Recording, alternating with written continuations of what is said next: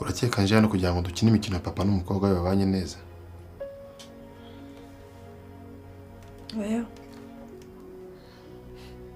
Nanjye nuko nabikekaga. Amafaranga nagusabye ari he? Papa akazi kanjye nkurura kaza. Ntabwo ayo mafaranga wansabye byose nahita nyabona aka kanya.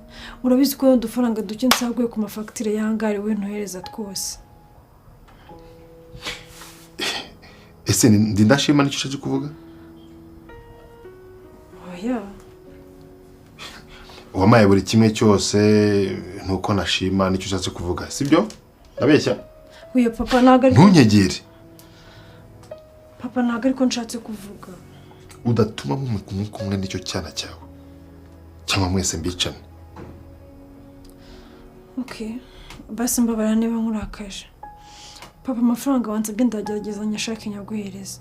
Ariko mbere yuko nyagwa nanjye ndashaka kubanza kugusaba ikintu kimwe. Rogotwa. Papa ndashaka kumbwira ikintu amafaranga ugiye kuyakoresha.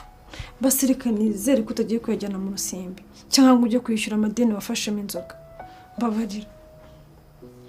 Urakeka umaze kubyimba bingana iki ku buryo umbwira ibintu byose wishakiye?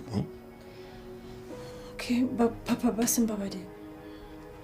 Imyaka yose nagutunze ngo buri kimwe cyose uragenda ujya mu bagabo ujya gutandaraza amaguru no nase w'iki cyane utwite ntumuzi bitume mama wawe apfa. Urakeka umaze iki mu buzima bwanjye wowe?